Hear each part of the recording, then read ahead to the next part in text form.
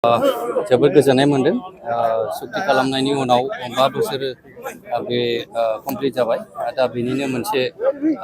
दिनै फोरबो जोंनि समस्थियाव जोङो मोनसे पिस रेलि जों खालामनाय जादों आरो बेयाव गोबां मानसिया बाहागो लादों आरो जोंनि उद्देश्यआ जाहैबाय बे ओनसोलाव सान्ति गायसननाय आरो सान्तिखौ जेब्लायबो लानानै थांबाय थानाय दा बेखौ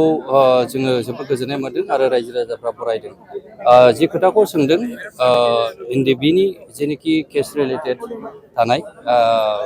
बे खामानिखौ दहायनो चिफ साराबो मोजाङै बुंबाय जों गभर्नमेन्टनिफ्राय नारसिनबाय थानाय जादों आरो बेखौहाय जेनोखि एनआइए केस बेखौ स्टेटआव लाबोनायनि बाथ्राखौ गुवारै आरो गेबेङै बुंलांबाय बेनि सायावनो जों नांनानै दङ माबायदि थासारियाव दं आरो उदां खालामनो हानाया बेसेबां गोब्राब जानानै दं बेखौ जथेस्थ' नाजाबाय थानाय जादों बेखौहाय समजों लोगोसे जों आसा खालामदों बिथांमोनखौ माने अपेन जों फिल्डआव लोगो मोनगोन होननानै जों आसा दं अनसुंथाइनि आद्रा जानानै दङ माब्ला अनसुंथाइनि आद्रा थानाय जेनाखि हार्डक'र केडारफोर जोंहा 670निबो बाथ्रा दङ बेखौ अलरेडि स्टेटआवबो जों मानगोनां हेमन्त बिश्व शर्माया डिक्लेयार होबाय बे समनि गोनांथि बेखौ जों निस्सय मोनफुंगोन होननानै जों बिसास दङ आरो मोनगोन होननानैबो जोङो दिनै बेखौ नारसिनबाय थादों आरो बेखौहाय जों जाफुंहोगोन पुलिस मिलिटारि आरो आर्मियाव थिसननायनि बाथ्रामोन दिनैसिमबो जाफुंनाय नुनो मोनाखै निस्सय बेखौथ' बुंदों जे 2%नि बाथ्रा दाख्लैसो जेनोखि एपिबिएन बेवहाय गोबां मानसिया दिनै पास जानानै दं फिजिकेलि बिथांमोना पास जानानै दं आरो बेखौहाय अलरेडि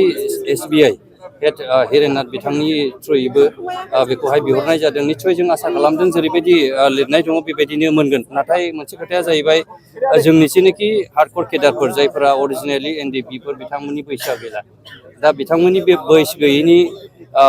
जाउनाव इनस्टिट सोरबाया रिलेटेड न'खरनि मानसिफ्रा दिनै पास जानानै दं आसा खालामदों बिथांमोना मोनगोन बेखौ जों फोथायनानै दं आरो बेखिनिखौनो जोङो सावरायबाय थादों आरो बेखौनो जों नारसिनदों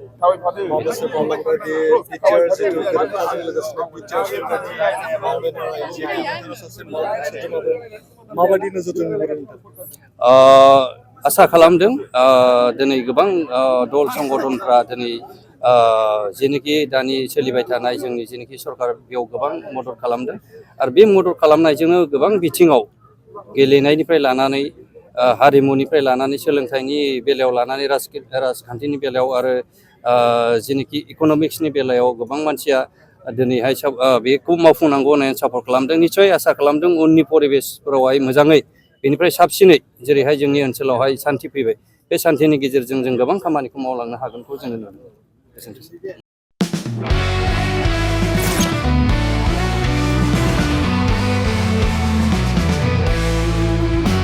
नोंथांनि जिउआव जायखिजाया खामानियावनो हेंथा नुजाथिदों नामा? गोब्राब नाजासेयावबो जिउआव जाफुंसारनायखौ मोननो हायाखै नामा? जुदि नोंथाङा बेफोर बायदि जेंनाफोरजों मोगा-मोगि जानांदोंब्ला बे खेबनिफ्राय जिंगासिनांगौ गैलिया। मुलुग दरबाराव तन्त्र मन्त्रनि थाखाय बयनिख्रुइबो मुंदांखासिन थावनियानो जादों मायां।